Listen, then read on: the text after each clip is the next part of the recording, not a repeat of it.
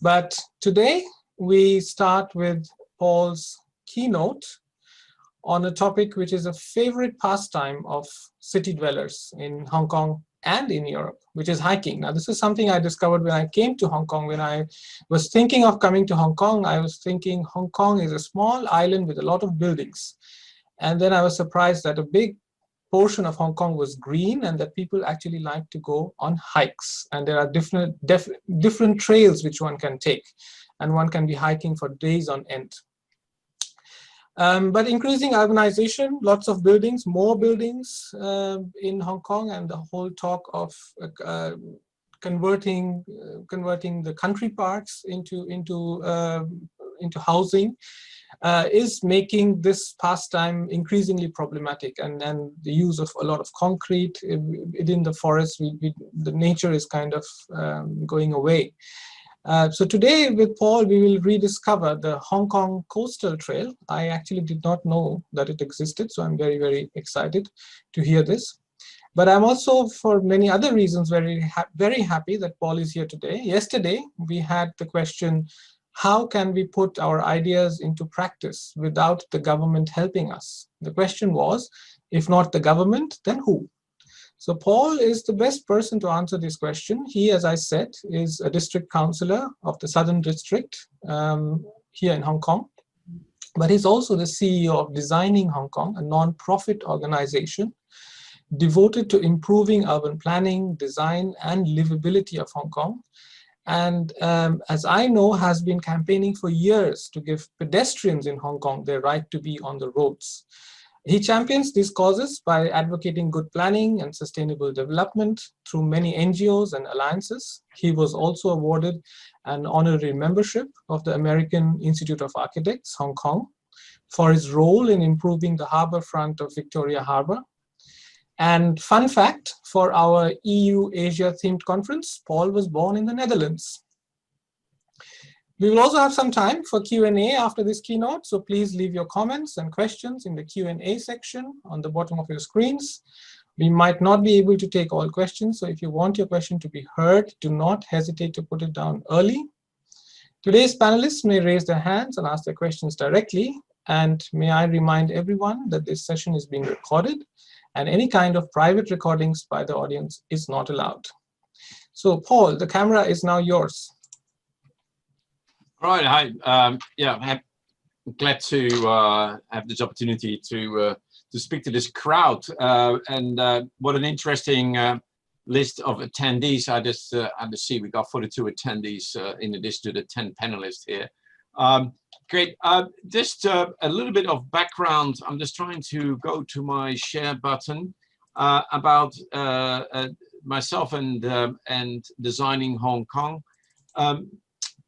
I have just shared this. You can see this? Yes. Okay, great. I'm just trying to get it to do this. Okay, yes. So I arrived in Hong Kong in 1984, and I was not involved at all in urban planning till 2002. I was just building a company and working my butt off.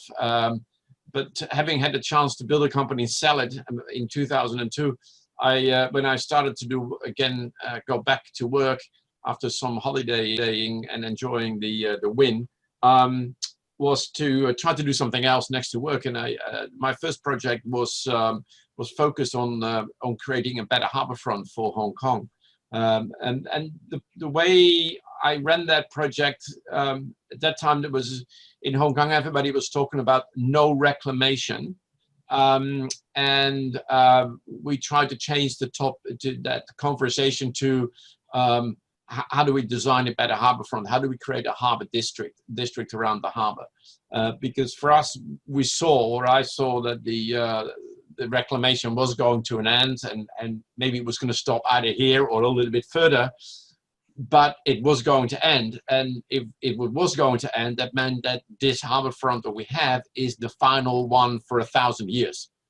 And if that's the final one for 1,000 years, how do we make sure it's a great space? And if you are in a city that has grown by reclamation, and you stop reclaiming, then you also have to stop building. because otherwise at someday you're going to be at the waterfront again, running out of space, and you need more space. So we felt that the focus had to be on the public space around the harborfront. And I'm happy to say that government responded to our proposals, which were formulated through workshops, pulling people together into discussions, and then building up a report. And ultimately, when we launched the report, we organized a big forum, bringing in people from cities with great harbor fronts. Sydney, Boston were two of the keynote speakers. And the government responded to all of that by then setting up a harborfront enhancement committee, which still exists today. I'm still a member, so that's almost 20 years. And I can say that 25 kilometers are now connected intermittently. It's going to be going up to around 45, except for the container terminal and except for the military port. It is on the way, it is happening. And so that was my first project. After this one, we started getting involved in other projects, and we dropped the words Harbor District, and it remained, the company name remained Designing Hong Kong. And one of our big projects that I'd like to highlight is to Save Our Country Parks. In 2009, the then aspirant to become chief executive, C.Y. Leung, was quoted in newspapers to say that he wanted to use country park land for development. And we didn't think that was a good idea, because we like our country parks and we love them. And we think that if we want to develop anything in the city, we should develop the brownfields and this mishmash of irregular constructed, illegal constructed, mostly structures in the new territories. And so we started this campaign, Save Our Country Parks, by basically pulling together groups, runners, hikers, people that really, the sports people, and the green groups, the environmentalists, and we pulled them all together basically in a WhatsApp and Facebook group. Fortunately, we had the unfortunate event in about several months later, where we identified some illegal development inside a country park, and we spotted it, and that was a very serene spot in Dalong, Taiwan. And so we have been able to monitor that and do the usual thing of pestering government. What are you doing about it? And we got very half-hearted letters back from them. So we took the media there quietly, who monitored and photographed the area. And it became a big balls up for government on a Friday. And by Sunday night, we had 80,000 likes on our Facebook. And it became a major embarrassment for government, and a major campaign, Save Our Country Park, that really caught the public eye. And 10 years later, Carrie Lam last year announced that she will not take land from the country park anymore. So that's again an example of a successful campaign by bringing all these different interest groups together onto a platform, and we're happy. A current platform that we have created in just a few years ago, in 2017, it came together. Is Drink Without Waste. Is how do we get rid of our plastic bottles, not in the waste, but having them recycled. 2005, 6, 7, we were all campaigning brand on the beach, photographing, which brand was laying on the beach or on the shorelines, trying to embarrass the owners of these brands, the Coca-Colas, the Bon Aqua, Vitasoy, and so on, with their brand being the most popular one on the beach. But we didn't make a lot of progress other than stirring trouble. but we also went to the Coca-Cola company and the Strike group here to say, well, are you willing to let us do some research and see how solutions can be developed in Hong Kong? And they were hesitant because it was just one company, one brand, and not all of them. So, but they've been able to work together with us in the background on pulling all the different brands together. And so Drink Without Waste is now an alliance of all the brands in Hong Kong, at least the ones that are all manufactured here. That's 60% of the sales volume of bottled and packaged beverages. Waste handlers, NGOs, and some very large institutions like the airport and the MTR that we got in this alliance, Drink Without Waste. We have been able to draft a common statement on of intent, of strategy, on to reduce waste, and we're now about to publish a document with common intent on implementation, whereby we're all gonna invest in recycling capacity, but foremost also to give some money back to people that return a package. So that's what we're working on, and Drink Without Waste, and we hope that the government will go public with their public consultation on a producer responsibility scheme later this year, and then we hope that our opinions that we have developed on how to do it will kind of lead that project. But the government is going to be happy because there is consensus in our group. So the manufacturers, the retailers, the NGOs, some large institutions on how to do it. So there should hopefully be no battle with this public consultation. This will hopefully fly through. So those are the kind of projects that we got involved in here as Designing Hong Kong. And I promise you to give you one more, which is the coastal trails. So let me just find my and then share that one. I have to share the screen, and then I have to go to the coastal trail. So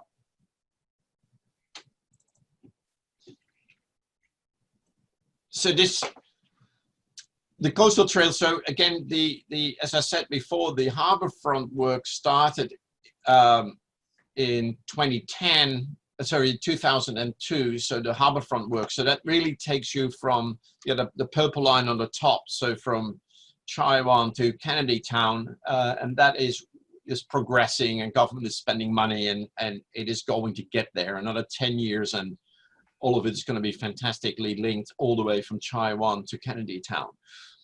When I became district councillor, then we started this project of linking from Kennedy Town to Stanley, which is all the way in the bottom, SRTI, CP4, whatever, all the way in the bottom. And last year, the signposts went up, and basically guiding people along a route as close as possible to the waterfront, except for where it's difficult. Then we just go back to the nearest routes. So we signposted it to kind of put pressure on government to put money into bringing that route closer to the water in time. So the trick was by signposting it that will then push for investment in that trail. And then, so after that signposting went up from all the way to the bottom, we then pushed government to make a submission last year for doing the same from the south up to the northeast. So I went on a walk this year around over Easter. COVID, I can't get out of town, so it was COVID helped. And I went for a 3-day walk around Hong Kong Island, mapping out every little detail, identifying what needs to be fixed and what can be fixed, and what's the best route. And we're now, and this is the route that I walked, which is the dark blue. But the dotted line is the safe route for everybody. So for those particular sections where you see dotted line, follow the dotted line if you're not comfortable with climbing over fences, or walking down boulder down the stream at Sheko. So we're now working on trying to improve and make the solid line route that you see here, make that real. So kind of get the investment in fixing those individual projects. So that's the Hong Kong Island Coastal Trail.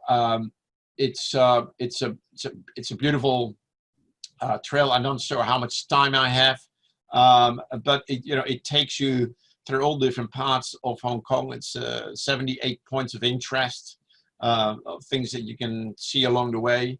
Got transport points along the way that are existing, so it's easy to get onto the trail or off the trail. And it takes you along the waterfront. We've identified all these improvement measures like Suntec Center, that the pavement should be improved. Some widening of existing promenades, sections that are missing the dotted yellow line here.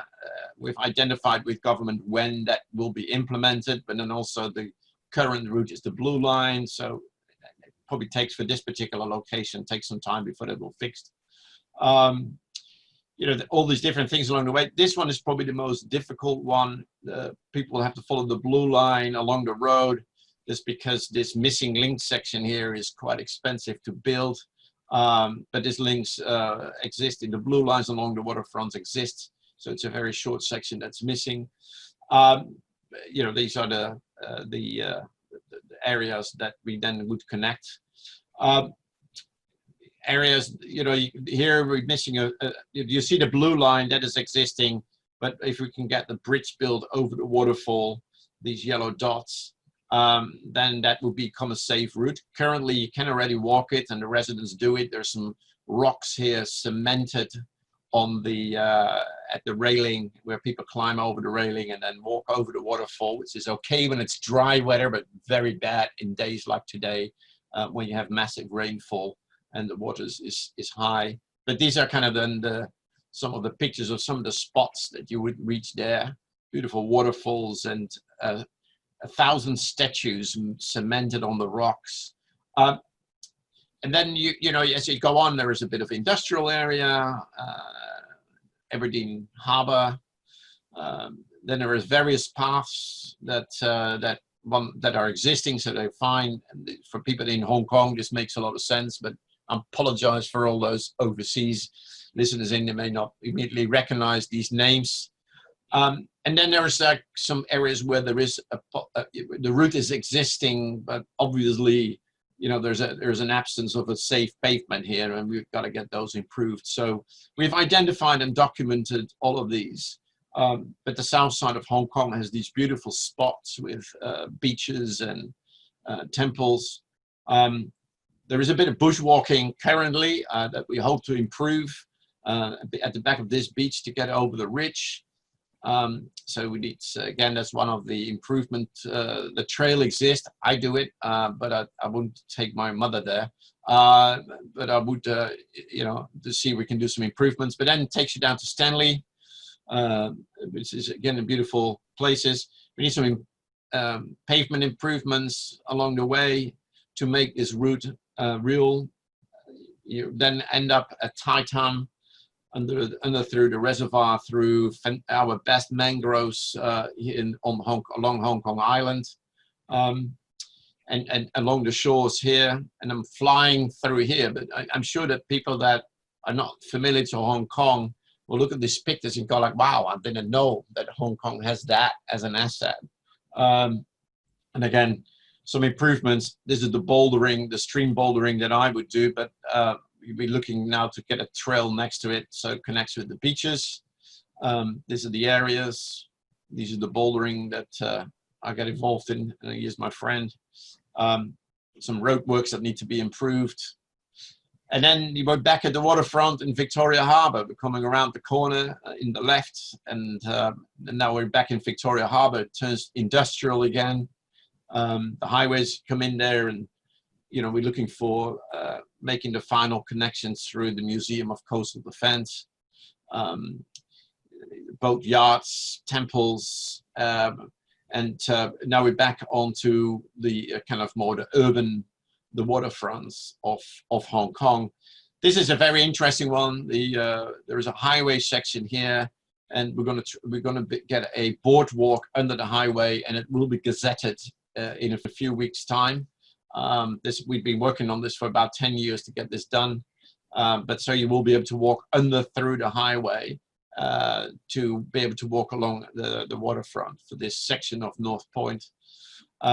So these areas, and then I'll end up with this beautiful pictures here. You're back at the central, the Wan Chai and central waterfront of Hong Kong. So this is a coastal trail, 65 kilometers. So if you're going to be in Hong Kong and you live in Hong Kong, you don't have to do it all in one day. My runner friends do it in 11 to 13 hours.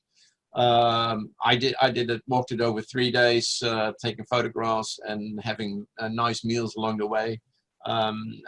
So you can do that, or you can do just a short section of it for wherever you are. So I think this is going to be a fantastic asset to the city to have this recognized properly.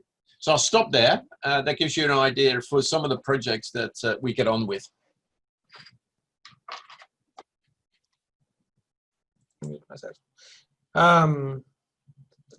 Thank you very much, Paul. 65 kilometers.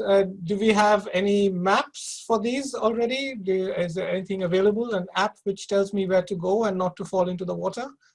So we're working on that. The app, we don't have an app yet. We don't have any funding for this per se, but coastaltrail.hk.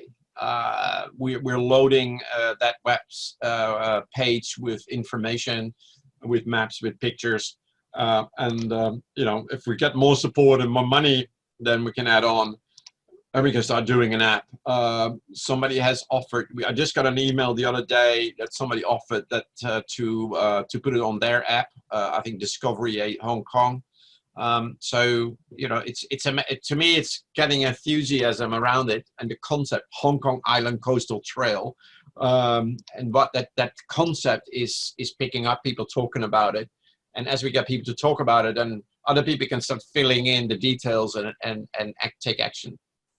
Great, thanks. If I may just pick up on that point and ask you, how much of these projects does one actually depend on the government for? Or should the public sector come up more, or is it the private sector which should take up some of the responsibility? How much people like us can do to kind of develop these areas? This was a question which came up yesterday too. And what is your experience in the success of, let's say, public-private partnerships in Hong Kong? It's very much dependent on government. Most of these projects, the public land is owned by government. Most of the waterfront is owned by government. And so public-private sector kind of PPPs are not so relevant for the waterfront. Saving a country park is not that relevant. It's more relevant for creating green spaces in the city where there is a lot of private land and people redevelop their property, and then maybe just set back the boundaries and they open up for more private land. Or in the new territories where there's private land ownership. So then whether there's PPP possible. But I find those projects quite difficult. I think in the end, it's about getting public support and then basically give government confidence that there is a desire and that they're not going to have a lot of obstacles, or they're going to have the majority of the public behind them to then do whatever needs to be done, including the difficult things. I mean, so PPPs are not necessarily the easiest ones, and if you can avoid them, then it's very complicated. Then it's easier to avoid them. But there are projects where we won because of private interests, and that they put in some money. There's a project about walkability where we try to get a crossing back where government had removed it, And in the end, it was a local developer that was nearby who was willing to spend money on doing the traffic impact assessment with engineers to get the data needed to convince government that it was all right to put the crossing back. So yeah, that's kind of then a form of PPP, identifying those interests and working together with them. Okay, I will butt out a bit and ask our attendees and our panelists. The platform is open. We have time to discuss with Paul. Paul won't be joining us for the panel discussion tomorrow, so this is your chance to get an insider's view of how these partnerships work, or any other questions that you may have. I see high school students who want to build a career in sustainability space. What are the options and prospects in corporate sector? Any advice? That is what I see here from Nalin. It's a big question, and sustainability can be a term that covers too much. If I'm a high school student, focus on your studies and deep dive in projects that you want to get involved in that you have some affinity with, whether it's an interest in the topic or because it is next to your school or you know, whatever. Just take something that you want to bite into and follow through. Be successful with whatever project you take on.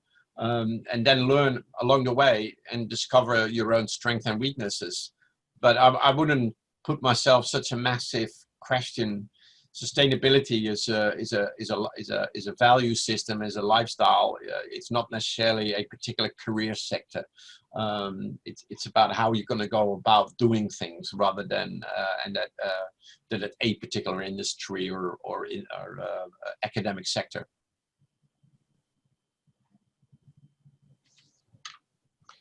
But what kind of people would you employ, Paul? Oh, that depends on the waste project. The people that are employed are people that are interested in waste and the kind of the planning around it in terms of communication. So that is their expertise, project management expertise, and in the designing Hong Kong, and it's people with urban design expertise, planning expertise, and politics communication with the politicians' expertise. So those are the kind of people. But if they're all interested in sustainability, if you ask them, but their individual expertise is not necessarily defined as sustainability.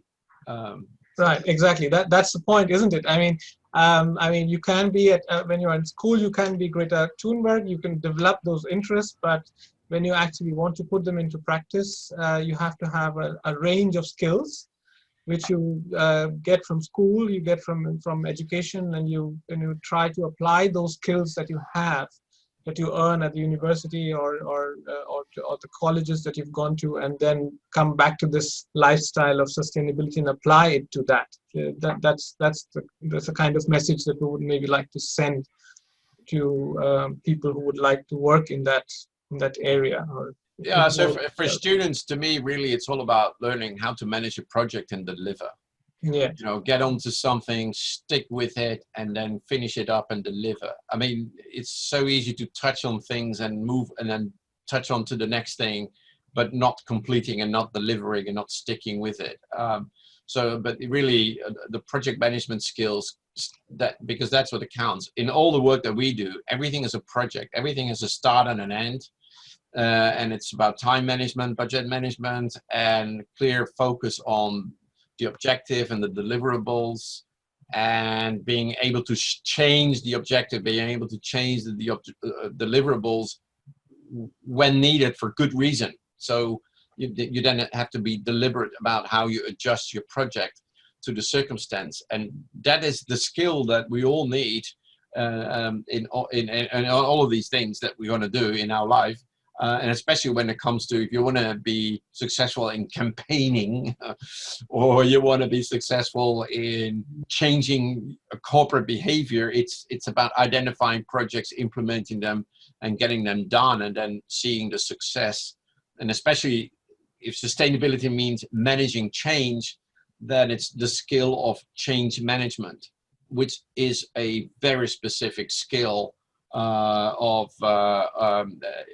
organizations. Has to come from the top, has to be well studied, and managing change and taking people along is a very specific skill, whether that's in a company or in the community. Change management, I would think, is if one wants to focus on learning anything about sustainability, it is learn about change management. Yes, right. Okay, more questions, please. I think there's something come up here. Mike Chu, he Yes. wants a trail in Kowloon. How about you help me, Mike? Yelling out to you.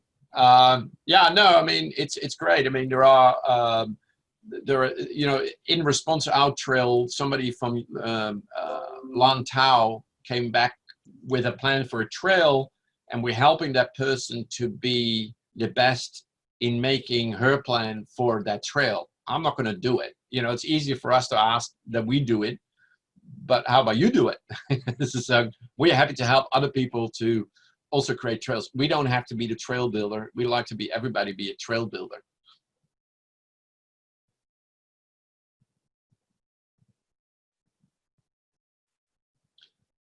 Michael says that's true.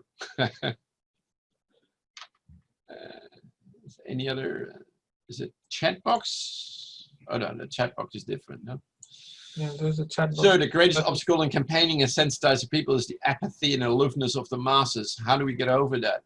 Well, I think that the mass has every right to be aloof.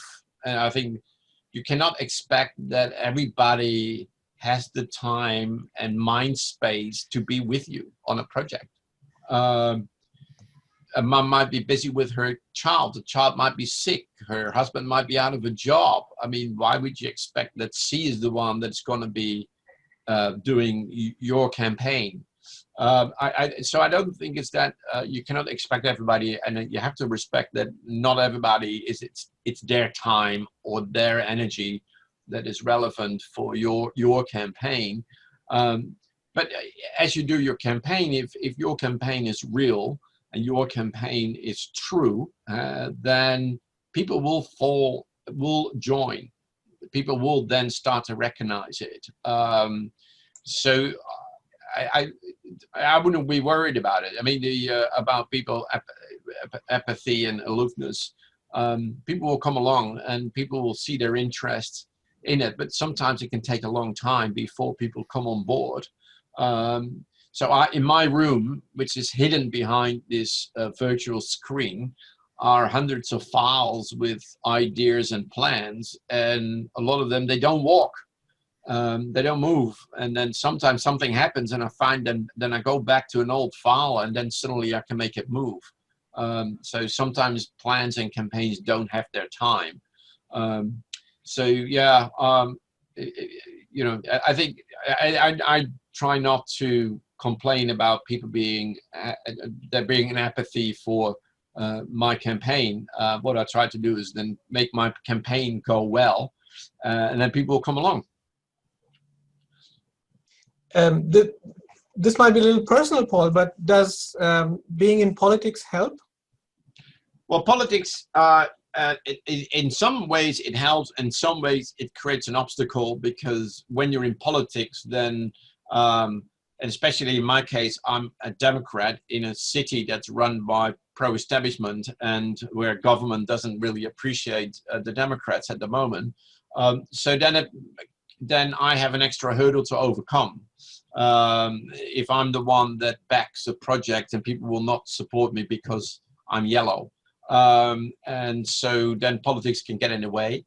So there are quite a number of green groups that are purposely in their expressions very, you know, kind of political neutral and trying to keep themselves out of politics in all ways. In my case, I'm in politics and in sustainability. So I have no escape, and I will not escape. But you know, I'm just trying to be constructive both in politics and in my sustainability, and you know, and work hard for it. and then people will come along. But some people, especially, I have to have quiet relationships with people that are maybe cannot be seen with me. So I work quietly then, networking in the background. There's another question for you on the Q&A. It says, when you decided to start designing Hong Kong, what were your expectations for the organization? Anonymous attendees, can you please not make yourself anonymous? It's nice to have a name to a question. I mean, it's AA, the anonymous attendee. I mean, the Designing Hong Kong, I started to roll into it. I mean, it started with designing Hong Kong Harbour District, one project. I had worked my butt off, never been in community work because I was working my business as I tried to make sure I could have a living here, that I could have and afford my own living here. So when I sold my business, I had time to do something else. And somebody suddenly explained to me that the first part of your life you learn, second part you earn, and the third part you serve. Now, a lot of people tend to try to mix it up a bit these days, which is, I think, is good. But I was really going through the 3 stages and serving. So I thought it was a good idea to do something back, and this project was of interest to me because as a sailor and a motorbiker, I was very much aware of the shortfalls of the harbourfront. So I made it a project that I just took on. And then as it evolves and grew, and then it started to branch out into different areas of urban design, like heritage and public space and road design and walkability. Then we dropped the Harbour District and it became Designing Hong Kong. So this evolved over time. How do you begin with the implementation of a project? It starts usually over a beer. You have these discussions with people where you discuss projects or ideas, and then at some stage you decide you just want to make it real, and then define a project and then try to take it forward. And then when you take it forward, then it still can become a plastic folder with some ideas that die or fall asleep. Or it's something that actually starts to get some legs because other people agree with you and more people agree, and then it becomes a WhatsApp group, and then it becomes a plan of action. And so it's there's lots of ideas forming over a drink and conversations, and some of them actually will start to run because people agree with you. So that or there's an opportunity suddenly because something happens.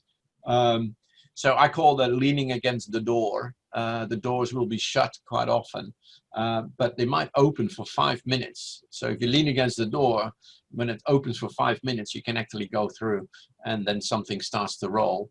But if you're not there leaning against the door, then it will never happen. So lots of ideas, lots of conversations, and keeping ideas alive. Even when they won't run today, they may run tomorrow when something happens that it helps to make it click. Okay, so we are almost at the end of this session. We have to get on with the presentations, but there is one question in the Q&A box which I find really interesting. Which one? Why is sustainable development so often associated with protecting the environment? Right, Twinkle. Well, I mean, Twinkle, because usually it's when the environment gets destroyed that it's the alarm signals are there. It becomes visible to all of us that something is not sustainable.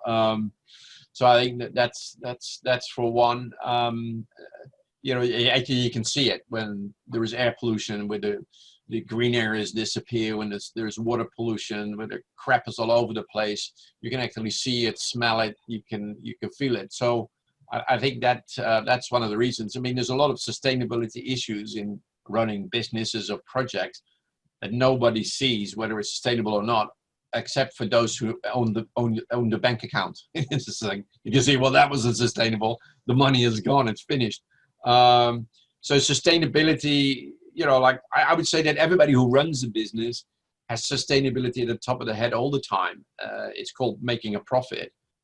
because otherwise you die if the money doesn't make sense. So I think sustainability that we usually talk about as a community as a whole is about how are we going to be living sustainable as a community. Well, then it comes down to the environment immediately, our space, our air, our water. So then the environment is a key issue.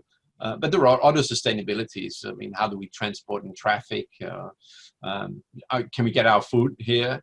You know, or are we ready for rising sea levels? You know, sustainability as a community goes beyond just environment. Okay. Thank you, Paul. Thank you very much.